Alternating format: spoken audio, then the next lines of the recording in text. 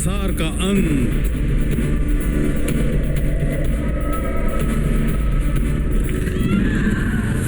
शतावट का चरम। रण क्षेत्र में योद्धाओं। यीशु मसीहा आ रहा है। क्या आप तैयार हैं?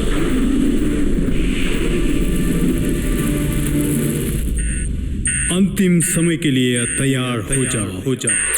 A special welcome to all Angel TV viewers who are watching this program. सारे एंजल टीवी के दर्शकों जो इस कार्यक्रम देख रहे हैं, आप सबके लिए खास स्वागतम। This program is called Prepare to Meet the End Times. यह कार्यक्रम अंतिम समय के लिए तैयार। Its purpose is to make us all aware and to prepare for the end time. इसकी मकसद ये है कि आप सबको अंतिम दिनों की जानकारी दें और तैयारी करें। In the previous program, we were talking about sickness. पिछले कार्यक्रम में हम बीमारी के विषय में बात कर रहे थे। We spoke about sickness unto death. हमने जो मृत्यु की और बीमारी है उस विषय में बात की है। We also spoke about sickness for chastisement. और हमने ताड़ना की जो बीमारी है उसके विषय में भी बात की है। We will continue for sickness for chastisement. ताड़ना की और बीमारी के विषय को जारी रखेंगे। If we want the chastisement to end, we need to examine ourselves. अगर हम चाहते हैं कि ताड़ना को बंद करें, खत्म हो, तो हम अपने आप को जानना जांचना जरूरी है। We need to examine our thoughts. हमारे विचारों को जांचना है। Let's turn to the book of 2 Corinthians chapter 10 verse 5. आए हम दूसरे कुरिन्थियों उसके 10 अध्याय 5वें पद की ओर खोलने। Casting down arguments and every high thing that exalts himself against the knowledge of God, bringing every thought into captivity to the obedience of Christ. सो हम कल्पनाओं को और हर एक ऊंची बात को जो परमेश्वर की पहचान के विरोध में उठती है, खंडन करते हैं और हर एक भावना को कैद करके मसीह का आज्ञाकारी बना देते हैं। God has brought us into a place where He is chastising us. परमेश्वर हमें उस स्थान में ले आए हैं जहां पर वो हमारी ताड़ना दे रहे हैं। He wants us to be aware of our thoughts. परमेश्वर चाहते हैं कि हम अपने विचारों को जानें। We could be speaking positively, but our thoughts are still negatively. हो सकता है हम सकारात्मक बातें तो बात कर रहे होंगे मगर विचार अभी भी नकारात्मक है। And He wants us all to have our mind and our heart believing in Him. और वो चाहते हैं कि हमारे संपूर्ण मन और हमारे हृदय उन्हीं पर विश्वास करें। The next point is let us examine our words and promises. दूसरा बिंदु, हम अपने शब्दों को, हमारे वायदों को जांचें। In the book of Matthew chapter 12 verse 36 to 37. मत्ती 12 अध्याय के 36 से 37वें पद में देखते हैं। But I say to you that for every idle word men may speak, they will give account of it in the day of judgment. For by your words you will be justified, and by your words you will be condemned. और मैं तुमसे कहता हूँ कि जो जो निकम्मी बातें मनुष्य कहेंगे, न्याय के दिन हर एक बात का लेखा देंगे, क्योंकि तू अपनी बातों के कारण निर्दोष और अपनी बातों ही के कारण दोषी ठहराया जाएगा। When we speak negative words, जब हम नकारात्मक शब्दों को बोलते हैं, the devil takes those words from your lips and turns it against you. शैतान आपके होठों के शब्दों को ही लेकर आपके विरोध में पलट देता है। There is power of death in life in the tongue of man. मनुष्य की जीभ में ही जीवन और मृत्यु का सामर्थ्य है। So in your anger, before you release those words of anger, अपने गुस्से में उन शब्दों को बोलने से पहले remember that the enemy will turn it against you. याद रखें, इसे आपके विरोध में शत्रु पलट सकता है।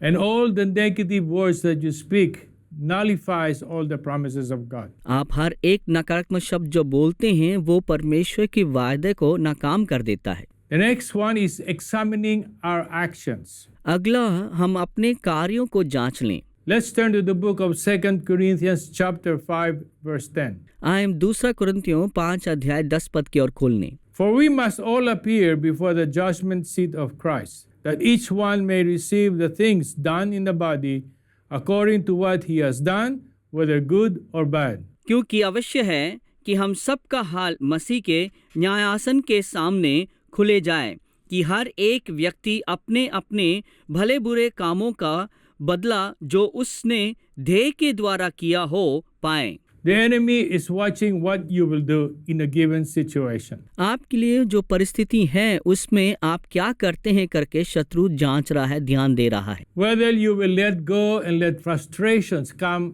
in your actions. कि आप उन चीजों को होने देते हैं जिसके द्वारा आपके जीवन में निराशा आने पाए, Or whether you will take a step aside and look what you're about to do. या उसमें से हटकर आप समय लेते हैं कि आप क्या करना करके सोचने के लिए।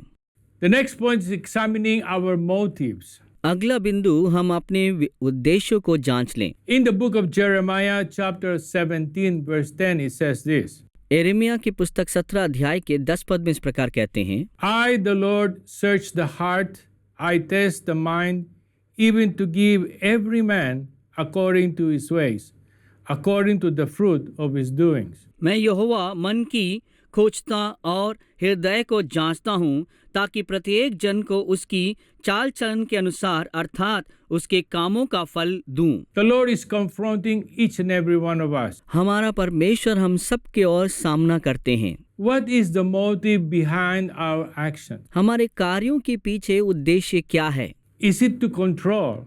Is it to manipulate the situation that we are into? क्या इसलिए है कि जो परिस्थिति में हम हैं उसके हम अपने नियंत्रण में रख सकें या उसका हम बदलाव करने पाएं? Or do we give God the control of all things in our lives? या हमारे जीवन के हर बातों का नियंत्रण हम परमेश्वर को देते हैं? Now we're going to move to the sickness for the glory of God. और अगला हम जो बीमारियां परमेश्वर की महिमा के लिए है उसकी ओर जाएंगे। When Jesus learned that Lazarus was sick, he made this comment. जब यीशु को पता चला कि लाजर अभी बीमार है तो उन्होंने इस प्रकार बोला, He said, this sickness is not unto death, but for the glory of God, that the Son of God might be glorified thereby. It is in John chapter 11 verse 4. यह सुनकर यीशु ने कहा, यह बीमारी मृत्यु की नहीं परंतु परमेश्वर की महिमा के लिए है कि उसके द्वारा परमेश्वर का पुत्र की महिमा हो। और ये बातें यूहन्ना 11 अध्याय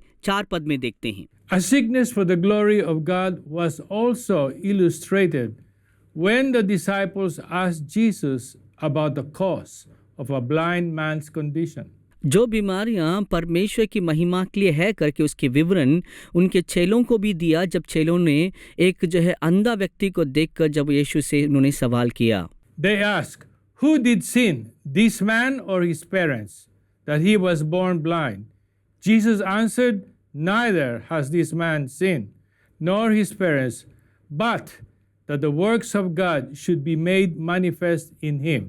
उन्होंने पूछा, किसने पाप किया, क्या ये या उनके माता पिता ने जिसकी वजह से जन्म से अंधा है? तब यीशु ने उत्तर दिया, इन दोनों का नहीं, ना कि इस व्यक्ति का, ना उनके माता पिता का, मगर इसलिए है कि परमेश्वर के कार्य इसके द्वारा प्रकट हो। We read this in John chapter 9 verse 2 and 3. और इसे हम यूहन्ना 9 अध्याय के 2 और 3 पद में पढ़ते हैं। Now let me ask you, what was Paul's thorn in the flesh? मैं आपसे सवाल करना चाहता हूँ, पौलुस के शरीर में वो कांटा क्या था? It is significant that Paul does not precisely identify his thorn. और ये बहुत ही महत्वपूर्ण है कि हम जान पाते हैं कि पौलुस वो समझ नहीं पाया उसके शरीर की कांटा क्या है। However, he does state that it is a physical infirmity. मगर फिर भी वो बताता है कि उसकी शरीर की कुछ बीमारी है। The principle which God used in dealing with Paul's infirmity can be applied to any infirmity we may have today. जो सिद्धांत परमेश्वर ने पौलुस की बीमारी के लिए लागू किया था वो आज किसी के जीवन के लिए भी लागू हो सकता है। The definition of infirmity is translated as feebleness, और वो उसकी बीमारी की परिभाषा कमजोरी में कहा गया है, as frailty, दोष में, as disease, बीमारी के नाम, as sickness and weakness. या बीमारी या कमजोरी। The same word is used to describe Timothy's stomach problem. यही शब्द जो तीमुथियुस के पेट की जो समस्या थी उसके लिए कहा गया है। And we read that in 1 Timothy chapter 5 verse 23. और उसे पहला तीमुथियुस 5 अध्याय 23 पद में पढ़ते हैं। Jesus heals many infirmities in our life प्रभु यीशु मसीह हमारे जीवन के कई बीमारियों को चंगाई दिए हैं to give glory unto the Father. ताकि परमेश्वर पिता की महिमा होने पाए। I know that my wife's sickness unto death was changed for this very purpose. और मैं जानता हूँ मेरी पत्नी की जो बीमारी जो मृत्यु की ओर था तो इसी उद्देश्य के लिए बदल दिया है, To give glory unto God. ताकि मैं परमेश्वर को महिमा दे सकूं। When she held of this truth, जब इस सत्य को उन्होंने जान लिया she knew she was going to get healed. और उन्होंने जान लिया कि वो चंगाई पाने वाली हैं। Let's now turn to the book of Luke chapter 13 and we will read 11 to 13. आयम जो है लूका रचित सुसमाचार 13 अध्याय उसके 11 से 13 पद तक पढ़ेंगे। And behold, there was a woman who had a spirit of infirmity 18 years and was bent over and could in no way raise herself up. But when Jesus saw her, he called her to him and said to her, Woman, you are loosened from your infirmities. And he laid his hand on her, and immediately she was made straight and glorified God. और देखो एक स्त्री थी जिसे 18 वर्ष से एक दुर्बल करने वाली दुष्ट आत्मा लगी थी। अब वो कुबड़ी हो गई थी और किसी रीति से सीधी नहीं हो सकती थी। यीशु ने उसे देखकर बुलाया और कहा, हे नारी, तू अपनी दुर्बलता से छूट गई। तब उसने उस पर हाथ रखा और वो तुरंत सीधी हो गई और परमेश्वर की बड़ाई करने लगी। After Paul prayed 3 times for the removal of his thorn in the flesh, जब पौलुस ने 3 बार प्रार्थना किया कि उसके शरीर में लगी उस कांटे को दूर करने के लिए, God said to him in 2 Corinthians chapter 12 verse 9, परमेश्वर ने 2 कोरिन्थियों 12 अध्याय के 9 पद में इस प्रकार कहते हैं, My grace is sufficient for thee, for my strength is made perfect in weakness. Paul responded by saying, Most gladly therefore will I rather glory in my infirmities, that the power of Christ may rest upon me. और उसने मुझसे कहा, मेरे अनुग्रह तेरे लिए बहुत है, क्योंकि मेरी सामर्थ निर्बलता में सिद्ध होती हैं। इसलिए मैं बड़े आनंद से अपनी निर्बलताओं पर घमंड करूंगा कि मसीह की सामर्थ मुझ पर छाया करती रहे। If your sickness today अगर आज आपकी बीमारी is for the glory of God, अगर वो परमेश्वर की महिमा के लिए है, just be patient and continue to believe and it will come. Your healing will come. आप धीरज रखें और प्रार्थना करें और आपकी चंगाई जरूर आएगा। Now let me ask you, why does Satan attack our body? आपसे सवाल करना चाहता हूँ, शैतान क्यों हमारे शरीर पर हमला करता है? Because Satan is the enemy of God. क्योंकि शैतान परमेश्वर का विरोधी है। And we were made in the image of God, as it says in the book of Genesis chapter 1. और जैसे कि उत्पत्ति पहला अध्याय में कहा गया है कि हम परमेश्वर के स्वरूप में बनाए गए हैं। Satan tried to destroy Christ. शैतान ने कोशिश किया मसीह को नाश करने के लिए। And our body now is part of the body of Christ. अब हमारा शरीर वो मसीह का शरीर के भाग है। That's why he tries to attack us. इसलिए वो हम पर हमला करता है। Let's look at 1 Corinthians chapter 6 verse 17. आइए हम 1 कोरिन्थियों 6 अध्याय उसके 17 पद को देखेंगे। But he who is joined to the Lord is one spirit with him. मगर जो उसके साथ जुड़ गए हैं वो उसके साथ एक आत्मा हो चुके हैं। For as long as you don't permit Satan to attack your body, he is not going to be able to do it. जब तक वो अनुमति ना दें ताकि वो शैतान आपके शरीर पर वार करें, तो तब तक वो आपके लिए कोई नुकसान नहीं कर सकता है। So when you feel symptoms in your body, you need to rebuke it. इसलिए जब आपके शरीर में कुछ निशानियों को देखते हैं तो उसे डांटें। When Jesus was tempted in the desert, he rebuked Satan by the word. जब यीशु उस निर्जल प्रदेश में परखा गया तब उन्होंने शैतान को डांटा। Satan is at war with God. शैतान परमेश्वर के साथ एक युद्ध में है। And our yielded members of our body are powerful weapons against him. और हमारे शरीर के साथ जुड़े हुए हर एक अंग वो उसकी ओर के एक सामर्थ्य हथियार है। Let's turn to the book of Romans chapter 6 verse 13. आइए रोमियो 6 अध्याय उसके 13 पद की ओर खोलेंगे। And it says, And do not present your members as instruments of unrighteousness to sin, but present yourselves to God as being alive from the dead, and your members as instruments of righteousness to God. और न अपने अंगों को अधर्म के हथियार होने के लिए पाप को सौंपो, पर अपने आप को मरे हुओं में से जी उठा हुआ जानकर परमेश्वर को सौंपो, और अपने अंगों को धर्म के हथियार होने के लिए परमेश्वर को सौंपो। If you at this present moment feel that Satan is attacking your body, अगर इस खास समय पर अगर महसूस करते हैं कि शैतान आपके शरीर पर हमला कर रहा है, present your bodies to God. आप अपने शरीर को परमेश्वर के लिए प्रस्तुत करें। Yield your body as members to God as servants. अपने आप के शरीर को परमेश्वर के दास के समान आप समर्पण करें, जोड़ दें। Discipline your body daily.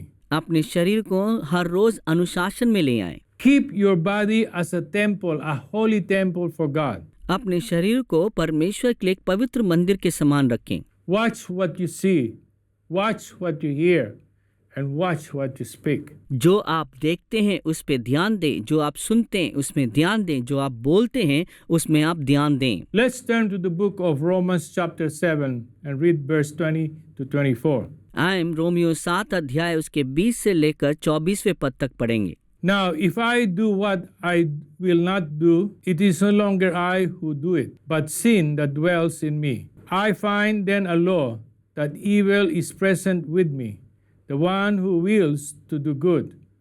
For I delight in the law of God according to the inward man. But I see another law in my members, warring against the law of my mind, and bringing me into captivity to the law of sin, which is my member. O wretched man that I am, who will deliver me from this body of death? परंतु यदि मैं वही करता हूँ जिसकी इच्छा नहीं करता, तो उसका करने वाला मैं ना रहा, परंतु पाप जो मुझ में बसा हुआ है। सो मैं यह व्यवस्था पता हूँ कि जब भलाई करने की इच्छा करता हूँ तो बुराई मेरे पास आती है, क्योंकि मैं भीतर मनुष्यत्व से तो परमेश्वर की व्यवस्था से बहुत प्रसन्न रहता हूँ, परंतु मुझे अपने अंगों में दूसरे प्रकार की व्यवस्था दिखाई पड़ती है, जो मेरी बुद्धि की व्यवस्था से लड़ती है और मुझे पाप की व्यवस्था के बंधन में डालती है, जो मेरे अंगों में है। मैं कैसा अभागा मनुष्य हूँ, मुझे इस मृत्यु की देख से कौन छुड़ाएगा। My dear brothers and sisters, we have come to the end of this message. मेरे प्रिय भाइयों बहनों, हम इस संदेश के अंत में आ पहुंचे हैं। And my desire is for you to grab hold of the power of God through the words. और मेरी चाहत यह है कि आप परमेश्वर के वचन के उस सामर्थ को आप थाम लें, पकड़ लें।